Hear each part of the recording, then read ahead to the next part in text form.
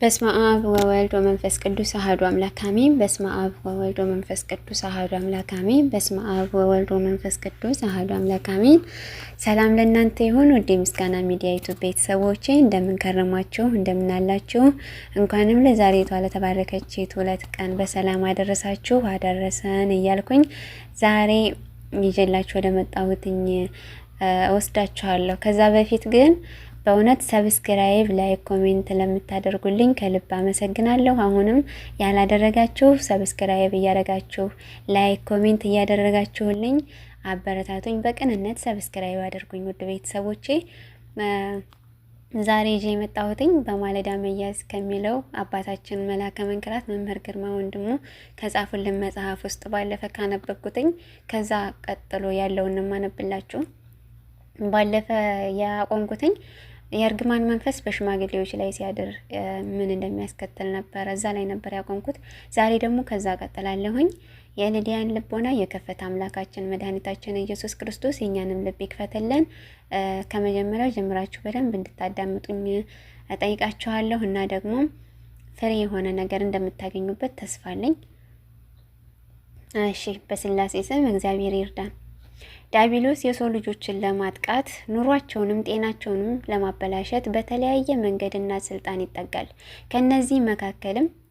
ከነዚህ መካከልም መጀመሪያ በእንቅስቃሴ ላይ ትኩረትን በመስጠት በተክለ ቁመናህና በመርሃ ግብርህም ላይ ያድባል። እሱን የሚፈልገውንና እሱን የሚደግፈውንና እሱን የሚፈልገውን ሀሳብ በህይወትህ ውስጥ ካገኘ ስፍራውን ያደላድላል። እገዛን እርዳን ብለንም ወደ እርሱም ስንሄድ አግዘን እርዳን ብለን ወደ እርሱም ስንሄድ ደግሞ የበለጠ ተደላድሎ አመቺ ሁኔታ ተፈጥሮለት ውስጥ ይገባል። ማለትም ወደ ጠንቋይ ቤት ስንሄድ ማለት ነው። ስራውንና ግብሩን የሚያከናውን ዋና መሳሪያው ሰው መሆኑንም በማረጋገጥ በማናቸውም ጥረት እያደገ ይጠጋል። ሰው የተንኮሉ የአመፃና የክፋቱ መገለጫ እንዲሆን ራሱን ሰውን መቆጣጠሩ ትልቅ ኃይል ይሆንለታል። ለርኩሳን መናፍስት እኛ ውስጥ ሲገባ ኃይል ያገኛል ማለት ነው። የእርግማን መንፈሶች አይነትና በትውልድ ላይም የሚያደርጉት ጉዳት አይነቶቻቸውም አይኖችህንም ከሚያዩ ተነሳ እብድ ትሆናለህ ይላል ኦሪት ዘዳግም ምዕራፍ 28 ከቁጥር 34 ላይ። እርግማን በትውልድ ህይወት ውስጥ ጉስቁልና፣ ረሃብ፣ ቸነፈር፣ ጦርነት፣ ስደት ወዘተ ሟርትንም የሚያነግስና ለዲያብሎስ አሰራር አመቺ ሁኔታን የሚፈጥርለት የሚያግዘው የመንፈስ ጉዳት ነው። የእርግማን መንፈስ አይነቶች የታሪክ እርግማን፣ የፍልስፍና እርግማን፣ የጣዖት እርግማን፣ የሟርት እርግማን፣ የእምነት ማጣት እርግማን፣ የዘር እርግማን እና የግፍ እርግማን ናቸው። ዛሬ የራሳችን ህይወት መንገድ መለስ ብለን ብንመለከተው እግዚአብሔር የለም ብለን ባመጣነው እርግማን በግልጽና በስውር የክፉ መንፈሶች የግፍና የጭካኔ ግብር ከህይወታችን መበላሸት ጋር ተዋህዶ ባዶ አድርጎናል። ነባር ታሪካችንን በጥላቻ በሽታ በመመረዝ በክህደት ፍልስፍና መመራትን በባዕድ ርዕየተ ስር መጠለልን ያስከተለው ውድቀት ጦርነት ካወደመውም ትውልድ ክፉ ስነ ልቦና ጋርም ተያይዞ የመዝቀጥ እርግማን ባልተጠበቀብን ሁኔታ ጣራ ነክቷል። በእነዚህም እርግማን የተነሳ ጽድቅ፣ እውነት፣ ሰላም፣ ሞገስ፣ በረከት ሙሉ በሙሉ ከውስጣችን ጠፍቷል። እኔን ስለተውከኝ ስለ ስራህም ክፋት እስክትጠፋ ፈጥነህም እስክታልቅ ድረስ በምትሰራውም ስራ ሁሉ እግዚአብሔር መርገምን ሽሽትንም ተግሳጽንም ይሰድብሃል። ኦሪት ዘዳግም ምዕራፍ 28 ቁጥር 20 እንደሚለው። በሌላ በኩልም የእግዚአብሔር አምላክ ሰማያዊ ክብር ሲቆም ከሰው ልጆችም ሲርቅ ጸጋንና መለኮታዊ ሚስጥርን ሲያቋርጥ የሚተካው እርግማን ነው። በረከት ከሰው ሲርቅ ጤናማ የሰው ግንኙነት ፍቅር ሲደፈርስም ሲበላሽና ሲመክንም እንደባዘንና እንደተንከራተትንም ዘመኑን ከጨረስነውም ይቅርታ እህቶቼ ዘመንን ከጨረስነውም የእርግማን ምቀኛ መሆን በውስጣችን የተደበቀ መሆኑን የምናቀበትን መንፈሳዊ ክህሎት የጎደለን መሆኑን እንገነዘባለን። አንዳንድ እናቶች በዛር መንፈስ በኩል መርቀው እርግማን ይሆንባቸዋል። ለምሳሌ እንዲሁም በዛር መንፈስ ድጋፍም ተራግመውም ለትውልድም ያተረፉት መከራ ቀላል አይደለም።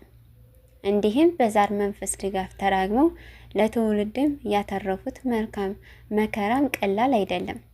ያሳደግህ ቢሉ እድገቱ ይቋረጣል። በረከት ይስጥህ ካሉ ድህነት ይጨምራል። ምክንያቱም የሚመርቁት በዛሩ በኩል ስለሆነ ነው። አንዳንድ ሰዎች እናቴ መርቃኝ ነበር፣ ውጤቱ ግን እርግማን ሆነብኝ ይላል።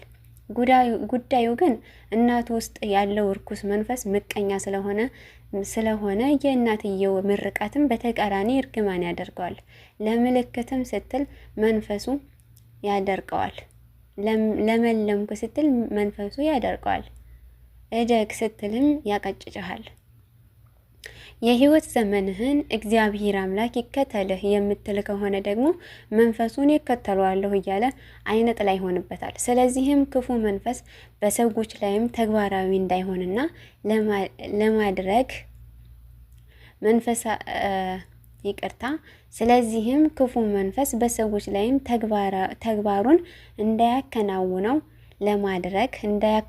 ለማድረግ የሚያስችሉ መንገዶች በጸሎት አምልኮት፣ በስግደት፣ በቅዱስ ቁርባን፣ በቅንነት አሰራር፣ በኩራትን በማውጣት አስራትን በማውጣት በአጠቃላይ በእግዚአብሔር መንፈስ ሕግ ከኖሩ ምርቃታቸው እርግማን አይሆንም። እርግማናቸውም ምርቃት አይሆንም። ምክንያቱም ከላይ የተጠቀሱትን ሁሉ በእግዚአብሔር አምላክ በጥበቃው በምህረቱና በቸርነቱም በክብሩ የሚቆሙ ስለሆኑ ነው ይላል።